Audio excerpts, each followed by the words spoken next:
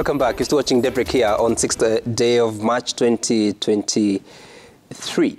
Now, the former Cabinet Secretary for Interior Affairs, Fred Matiangi, returned to the country on Saturday night, and he comes back at a time that the DCI had issued summons for him to go and explain the unexplained police raid of 8th of February 2023. A week later, there was a real raid by police officers at his home in Karen. A week later, he was wanted at the DCI, but he flew to the country, to the UK. The lawyers explained that it was a private visit for 2 weeks. He flew on 19th of February. He was to return yesterday. He returned on Saturday evening. And our reports are that he still wanted at the DCI. But before that, the EACC wants some documentation of his wealth declaration forms between the years 2012 and 2022 that he may have filed as they start to investigate him on wealth accumulation. And let me begin with you, Senator Richard Onyonka, because this is quite unique. It's just about not more than 5 months since Fred Matiangi ceased being a cabinet secretary, because the last day was 27th of October, so it's just about 4 thereabout. And this is happening. How do you explain this away from politics, but also what should happen at a time that some state agencies feel there's actually real information they need to dig out about the former CS? You see, to me, the Matiangi story is a very interesting story. Number one, you have a government minister who has been the Minister for Interior. Sami, I think you know and understand the relevance of such a position in any government. This is a man who was handling between threats to the security of the country, threats to the security of the presidency or any other member of this society at that time. You're talking about the regional threats, about the bandits, about the cattle rustling, and all that stuff. Then you have elections where he most probably participated in or didn't participate in. And then I think we know the history during that time, what happened. And because you have to look at the chronology of events that took place in our country until what is happening right now. So the scenario you've got is that, number one, the story of Matiangi is as shocking and as amazing as it looks. First, there's a story about his house being attacked. The DCI has maintained that that is in fact what they are looking at. All right, they're saying that attack was either faked or not. Matiangi hasn't been taken to any court of law to go and say no, yes it was, no it was not. Then immediately there is an order for him to either report to the DCI so that he can be. Then you get another story about EACC now investigating his properties and his money, and there is this story about how I saw the DP talk about it yesterday, where he's saying that individuals who have stolen money during Uhuru's time include some of the ministers who have worked with Uhuru, etc., etc. I just think, number one, the regime, the Kenya Kwanza regime, must look at this thing very deeply, and particularly President William Ruto. I really, really want to take it to him and ask him that he must be very careful how he's handling the Matiangi story. The reason is this is a cabinet minister. Number two, there's never been precedent. In the Kenyan administration from 1963, there has never been a time when a person who was serving in that government, especially in the docket that Dr. Fred Matiangi has been serving, has one, been handled the way he has been. Number two, has been attacked. Number three, his house was broken into.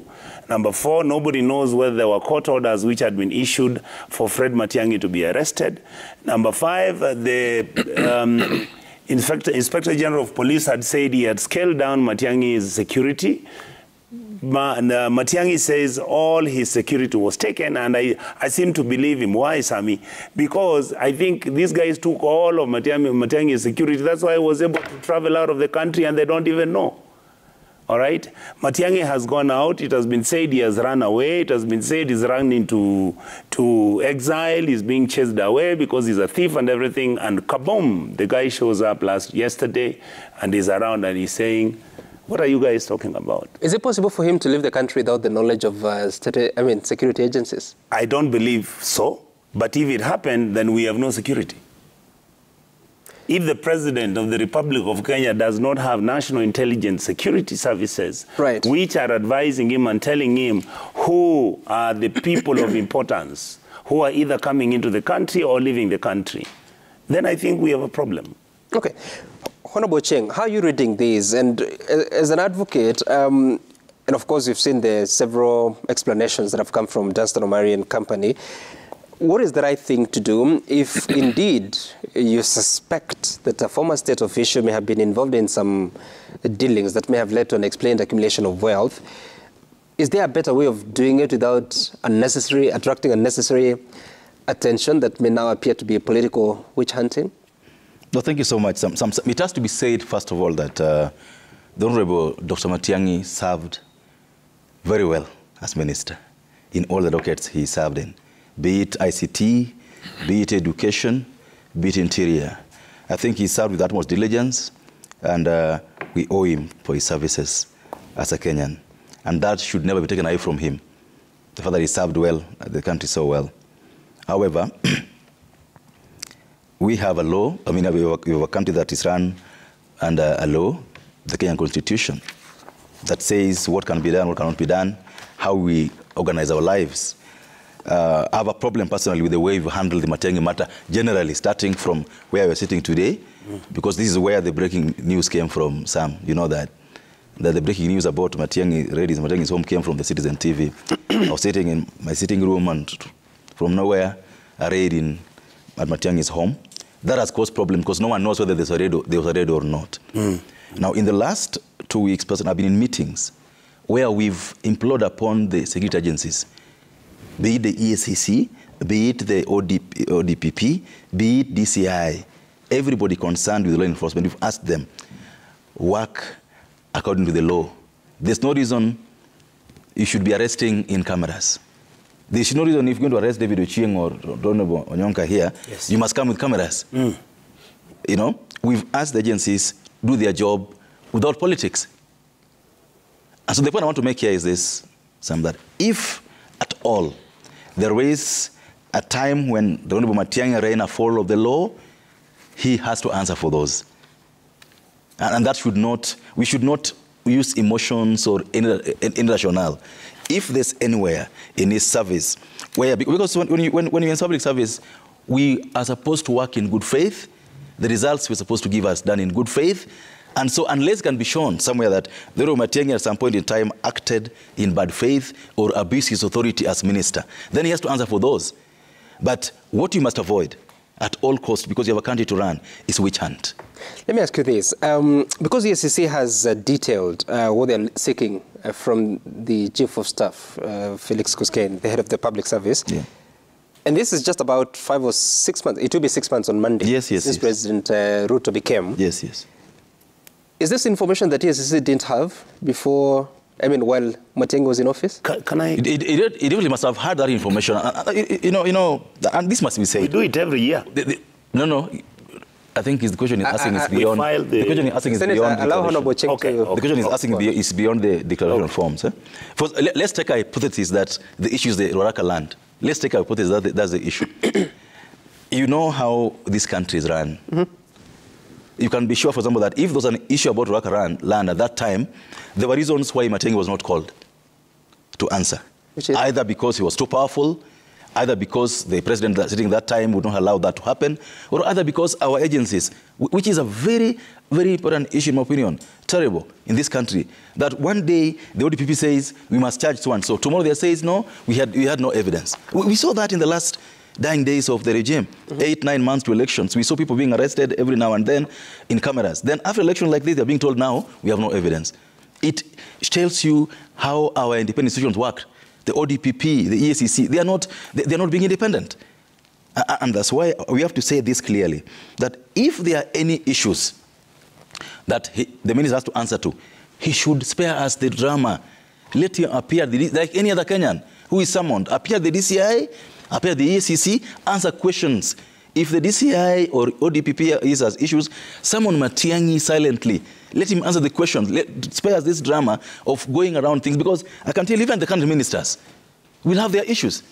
If you live in a glass house, don't. And you have to wait until that's the point. And so their tenure to know their issues. That's why I'm saying that we have a problem with our independent institutions, and this has to be sent out strongly, Sam, that the ODPP, the EACC, the DC, and the judiciary, we have a constitution that we work with. Okay. There's no one, and the president has said that he didn't want anyone saying that I called him not to do this. He said that more than 10 times, that we don't want any of our officers saying that they're not being allowed to do their duties. And so it's going to be our duty in Parliament to ensure that the independent officers, EACC, DCI, ODPP, judiciary, play their roles every day. We cannot have people waiting, because if it's Roraka land, when did this happen? Okay. We can't have people, institutions waiting until the tail end of someone's government. On the 9th of February, just to cut it short, on the 9th of February, I spoke to the Director of Public Prosecutions about the question of Roraka land, and this is what he had to say. For a long time, it's the media that has been even asking about the Roraka land issue. Once the file is ready, I think we will make the decision, and we will inform the public what the decision will be. We are awaiting finalization of the financial investigations. Once that is ready, then we'll make the appropriate decisions. All right, of course, he was talking about the matter was not yet concluded, but now it appears there are actually more matters that the EACC may have wanted the former minister for. Fred, you've been quiet for a bit of time. What is your reading of this? And at a time that, because shortly we'll be listening to what the Deputy President had to say, what should we do? Because it appears that when people are in office, there are certain things they do that they shouldn't do, but never get caught. Like Honorable Chenge is saying, probably he was too powerful, or probably maybe the president couldn't have allowed it, his estimates. What are we supposed to do now? Because we have a country to live in and for the government to run. Well, Matiangi was a cabinet secretary. And when you're a cabinet secretary, Sam, you are accountable to yourself and to the president. And to that extent, it means the duties that you are allocated, you do them for the benefit of your country. Now, if you look at the issue of Matiangi, if not handled with a lot of care, professionally and legally, then the public are likely to see some elements of witch hunt. And if you listen to the political rhetorics about the last regime, you can actually see that there could be some elements of targeting. But this is what I want to say, Sam. Matiangi is a holder of a Kenyan passport, which is a document of the Republic of Kenya. And therefore, it means that the security agencies could actually trace where Matiangi was. When he travels, they can actually know. So there's no question of asking that they did not know where is Matiangi, what is Matiangi doing. They knew. Number two, it is also important, just like, and I wish maybe members of parliament can relook at this. We know that in the case of the commissioners, for example, whatever they do in good faith while in office or performing their function, they should not be held liable. Maybe we need to start looking at the issue of other state officers, what they do in public and in the course of performance of their duty. Should they be held liable, especially if they do it in good faith? If Matiangi has got any issue, or if there's a complaint that has been filed against Matiangi for whatever reason, then I think Matiangi should be given an opportunity to follow the due course of law. He should present himself and answer to those questions. He should write a statement as per any other person who would have done the same. But if it is a witch hunt, then this government is going a wrong path, because what goes around comes around. And lastly, Sam, we strongly believe that if there is misappropriation of funds, resources, then that money, whoever does that, must make good. In fact, the Constitution provides that if you are misappropriated funds, instructed somebody in an office, whether lawfully, unlawfully, then whether you're in office or not, then you must make good of those funds. If it is true, and a due process is followed, that there are certain individuals in the last regime that misappropriated funds for one or two reasons, and they have gone through the process and they have been found to be culpable, then they must make good of such funds. But we want to discourage political pronouncements that look like targeting of individuals who are in the past regime, because today some new people are in office. I think you are going to polarize this country for no reason. As Senator Nyonka said, Honorable Matiangi is not just any ordinary person who was out there walking in the streets. He was sitting in the cabinet ministry as a minister in charge of internal security. He was privy to intelligence report. He was privy to security reports. He was privy to any other information that is very delicate and crucial to this country and its leadership. And therefore, any attempt to treat him like an ordinary person who is a thug out there, I think will send a very long signal. The Kenya Kwanza government did say that they will not revenge. They did say that they will not go after individuals in the previous regimes. In fact, Rigiji himself said that they have forgiven their tormentors, if they are, in any case, they were tormentors. I don't see why today Rigiji is coming out. No, the actions by EACC, DCI, raising questions, you feel that is political?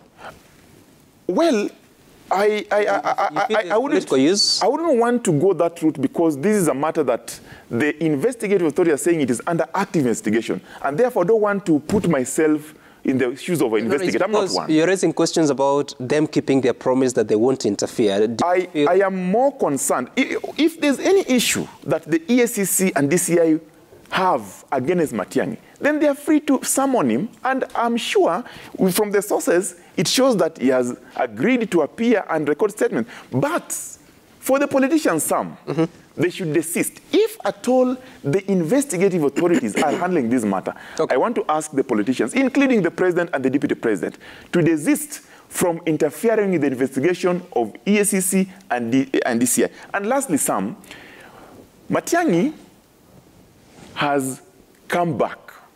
They said that he was running away. There are even rumors that, I don't know, he was hiding in a cargo plane. I mean, all these things are not making sense. He is back, and they have traced his travel path.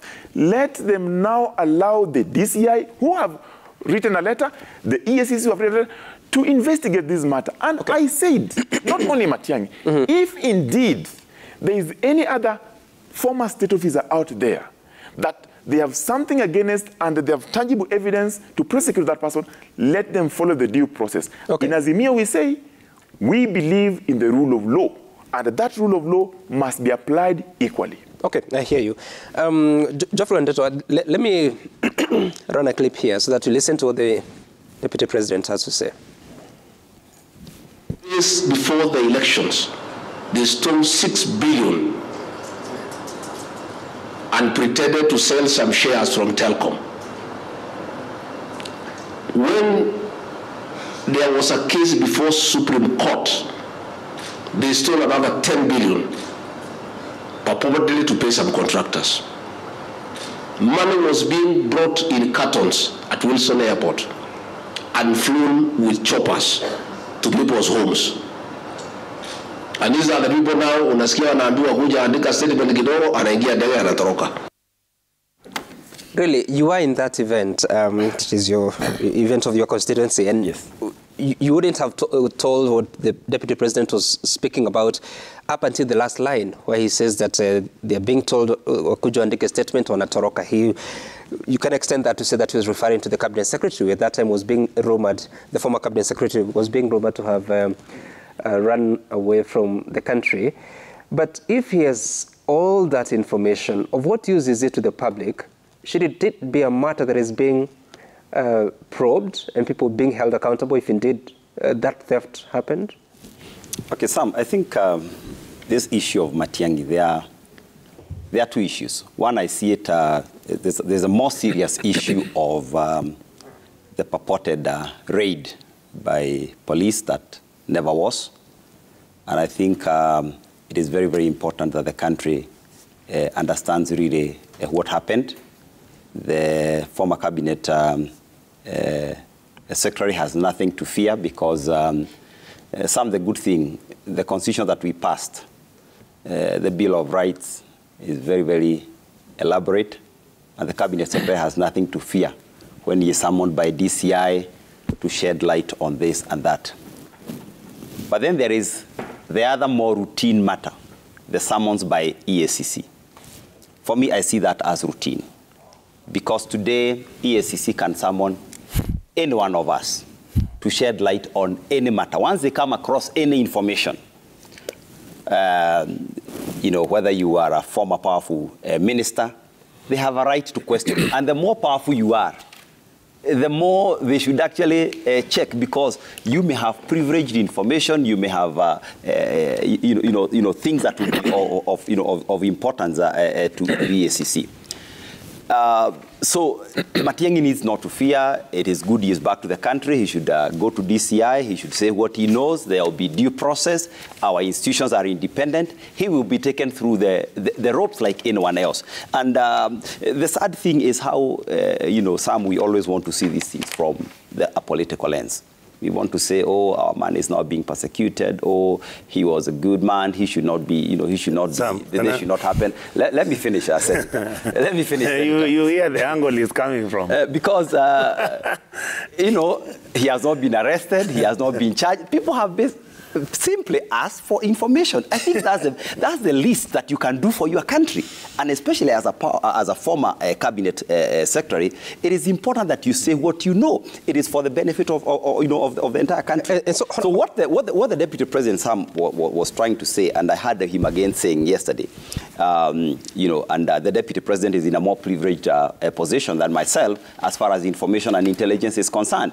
He has come out to say that certain, money was looted. He has not said it was Matiangi or that Matiangi was involved. So again, maybe we are trying to connect things that are, things that are not connected.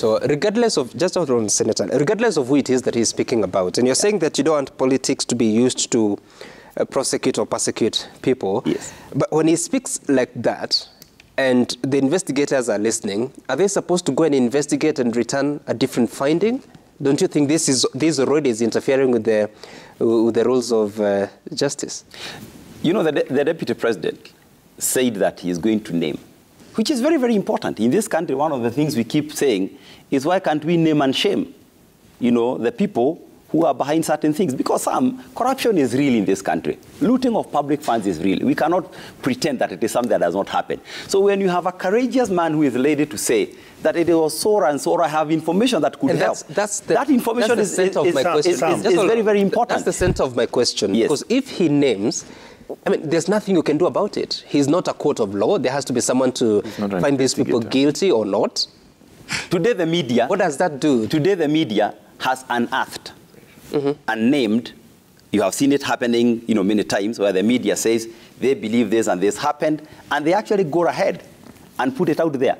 Does that interfere with investigations? Today I can go to media and say I have information that I know Fred has done some misdemeanor somewhere. That does not, interfere with investigations. Actually, it adds value to the investigations. Maybe so instead of them going round and round in circles. I'm sure you understand what I'm asking. I understand what you're saying, Sam. Let's listen to. I'll get to you, Senator. Let's listen to Deputy President on further details of what he said. In the next few days, I will be releasing details of billions of shillings looted from the public coffers in the last 3 months of the Uhuru administration, and announce the ministers and PSs responsible so that Kenyans can know. Nitatangazia wa Kenya, pesa ilienda kwa nani, kwa nani, kwa nani, kwa nani. This should be the work of who now? Oversight agencies, maybe Parliament, Auditor General, the EACC? Sam, if you ask my brother David Ocheng, he's a lawyer, he'll tell you. You are already trying people in public. If we are going to be a country that is going to be a kangaroo-based country, where if I go to town today and I have got the protection in Parliament, I look at you, Sammy, I can decide to get up and start talking about how you've stolen billions. He is a senior state officer. Honorable Gachagua is a person who today should in fact have given that information to the DCI and everybody else and told them, go and do it. This is the information I have. The scenario you've got as we are talking about, Sammy, this is what you call the weaponization of your institutions of governance, so that then you can start to emasculate the performance of those institutions deliberately for political reasons. And this issue, if it's not handled very well, I saw the statement that Kindiki gave the other day. He said Matiangi is actually somebody I respect, somebody I worked with, and somebody that I've seen, and we wouldn't want to victimize him. I totally agree with what my brother has said and what David Ochenga said. Can't we allow the law take its course? Now, every single day, the deputy president comes in and is constantly accusing people. I mean, my brother here is not able to say, he said, oh, we don't even know who Gachagua is talking. He said that when these people are being told we are going to take you to court, they ran away. I don't think he was talking about anybody else except Matiangi. And yes, indeed, politics is not going to church and praying and saying, God, forgive us our sins. The reality, my brother, is that I'm a Kisii senator. If you continue treating Matiangi like this, Kisii is going to be a problem for the Kenya Kwanza Alliance, and it's going to be a problem for President Ruto. And I would hate that to be the argument. What if they're real questions? Like, yes, then let them use the normal due process, take the guy to court. The point we are making is very simple. Don't take us through these circles that you are taking us around here. People are saying, including my brother here, that there was no arrest which is taking place. I can tell you there were people at Matiangi's place at about 3 o'clock in the morning, and they may not even have had police vehicles. The man's life is threatened. Matiangi feels his life is in danger. Every single day he has cars which are trailing him. This is the Kenya we left. If Matiangi has made he has broken the law, if he has done things, please, your brothers, tell your team to carry him, take him to the DCI, charge him in court. Stop taking us through these suckers we are going through every day, deputy president accusing people. Gachagua is a clever man. He should know what the implications of the things he's saying. You are trying people in public who are not able to come and defend themselves. How are they going to exonerate themselves from this mess when you are being accused you are a thief already in public and all Kenya? And it's the deputy president who's talking about that. We need to be a serious country. On the contrary, I want to see the list myself. You want to see the list? I want to see the list not from DCI or EACC. I want to see the Honorable Gachagua's list personally. Yes. Because it has two things to it. One is that I was in Parliament some time back when a sitting president gave us a list of so many people, so many institutions. The president at that time was giving his State of the Nation address and gave us a list of so many people that had been indicted by EACC for corruption. Yes. It's now more than 5 years. Nothing happened. We've not seen anything happening. Not that money was not lost, money was lost. So I would like to see the Honorable Gachagua's list of who stole money in the dying hours of the last regime. Reason is, I sit in the budget committee. Right. And I can tell you that it's indeed true, money was lost. Let's, for example, talk about the maize subsidy. Yeah. I don't know where you guys come from. In my constituency in Uganda, there was no single subsidized maize. Yes. There was none. But 8 billion shillings paid. In the dying hours of the last government, I don't know if you know how Telecom exchange hands. Telecom initially was a government company. Then along the way, some shares were ceded to a private company, costing less than a shilling, or a shilling at most. But these same shares were bought back by the government at 6 billion shillings. 3 days, because the monies were paid on the 5th of August, 2023, election of the 9th. The money that were paid for oil, petroleum subsidies, 25 billion paid out. Some of it going to private hands. So personally, I want to see the list so that I know who took what. Once we see that list, Sam, let then EACC, DCI take their role. I say that because the guys who looted are soon also going to turn political. I can tell you for sure. The reason we've not seen, the reason we're even debating whether Matiangi's home was raided or not, is politics. If it was facts, we would have had facts by now. So the next time you're going to see the next minister being probed, there will be politics. So there will be politics, yes. But what we are asking for is that let politicians do politics, but let the institutions be above the fray. And Sam, this is, you know, in the US, for the last 2 months, there's an issue with with Trump having gone home with confidential papers. Remember? Right. Yes. And before long, we had issues with Pence having also left with some documents, and Biden. And before long, Biden is also roped in. So there'll always be politics around these issues, Sam. But we should be able to rely on our institution that we set up to do these jobs, to rise above this politics and give us the facts. And so I want to end this debate by, on my opinion, do you actually think we'll get a list from the Deputy President? If he had one, why not just release it? Why come and threaten that? No, I think he has. I personally believe he has. Do you think he will release it? He said he's going to do it in 2 days. I'm hoping going to be here shortly. Even me, I could release. Even me, I could be having the list. No, Sam. The question. Even me, I could be having the list. Have it. So, no, I'm saying even me, I could be having the list. So the issue is, we want to see the names of these persons who stole money, because look, it is true that 6 billion shillings was paid. It is true that 4 billion shillings was paid for maize subsidy. It's true that main monies were paid. Right. We just need to see the faces behind these payments, and if these payments were regular, then no one should be touched. But if these payments were irregular, then people... I mean, the point is this, Sam, that when we are in office, I've been now MP, I'm serving my 3rd term, I should be careful to ensure that the day I leave, I'm not being followed because there are things I did that I should have done. So if anybody went against the law in whatever they did, they must be answerable. Sam, who made the Deputy President the Ombudsman? Why are you expecting me to make announcements on TV and radio? What is he? He's just a Deputy President of this country. He's not DCI. He's not EACC. Why are we expecting him to come and start announcing people's names? But like he said, somewhere access to information. No, but we have institutions. We have. What if you announce those people and find the evidence does not support your statement? It could be a whistleblower.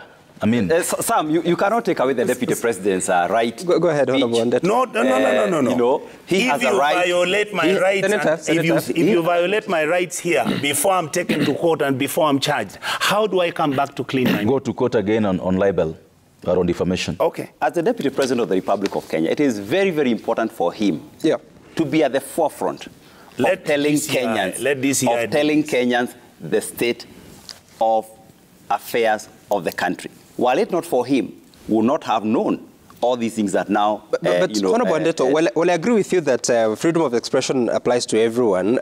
Wouldn't it be better service for that information to be the proper agencies? Because Kenyans have no power, they have no ability to investigate what he's saying, to even take anybody to court. I think it is the public prosecutor who can do that. I think the Deputy President has not said that he will not also give the information to DCI. Once he releases it to the public, the information that he has, it will be available to DCI, it will be available to the media, it will be available to us, and now we can sit and critique it.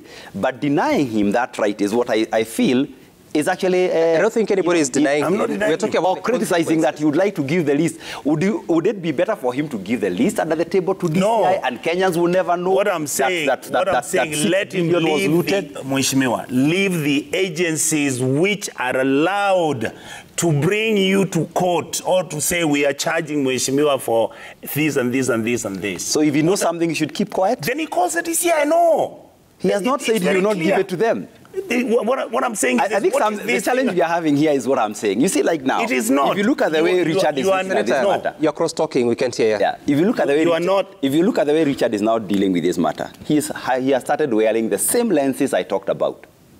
Our man... Sam, it's not about tribal. Senator, you will respond. I have said this for the last 4 weeks. Take Matiangi to court if you know he has broken the law. Okay. But stop holding political rallies in churches and discussing his character, because by the time, chances are, by the time he's found not guilty, maybe, the damage would have been done even when he's given compensation. Matiangi spoke the same way when he was minister. He spoke the same way you see DP speak. I am saying the same mistakes Matiangi made are the ones we are going against. He spoke the same way when he was minister. These are the same mistakes all over the place. Senator and Honorable, you know, I have never been elected to any office, including a prefect. But you guys are elected, and really the oversight of the excesses of whether it's at the level of county governments or the executive, I'm just wondering, because yes, the deputy president will have access to more information than anyone else in this country. But as you all say that we are governed by the rule of law, I'm just asking, doesn't that interfere with the proper course of justice? Giving information, Sam. Giving information doesn't interfere with anything. I'm not talking about giving information. I'm talking about, so you have a situation here. In the previous regime, there are several people who were prosecuted in public. So much was said in public before they went to court. They got to court and you realized that the information was not as sufficient as had been expected. So how do we deal with this without putting emotions or politics into it to ensure that we have a proper running system? And especially for you, the advocate. You know, Sam, like, we have to distinguish. There's the politics, yes. And that's why I said that when we did the new constitution, we knew these kind of things could arise. And that's why we set up some things we call under the constitution, independent offices. That's what they are called in the constitution. Because we believe that they should be above this kind of policy we've seen on television, or the kind of thing we're talking about here. We said that, for example, the decision to charge should be an independent decision. Mm-hmm. The decision on investigation must be independent. That's why I set up those institutions. And so I believe that the Honorable Gachagua has a right to say what he wants to say, like anybody else. If he likes sending this information to DCI or EACC, he has the choice of doing that or not. I mean, every day Citizen TV does what we call investigative journalism, to unearth ills in the society. If Gachagua has some ills that have been committed, then let the EACC and DCI get information from him if they think that will help them. But the idea that because the Honorable Gachagua spoke, that then stops or will make someone do anything for me is far-fetched, because we are dealing with independent offices, and they should be allowed to do their job independently, and they should not be, in my opinion, swayed by these public emotions and the rest. That's where I think we should place our hopes. Okay, this is what the Director of Public Prosecution said about investigating some former officials now.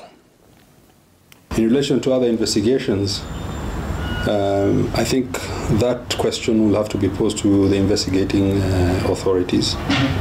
And in any case, no one is above the law, and anyone can be investigated. But I take exception to the fact that it is an issue if any of those are going to be investigated. It should not be an issue.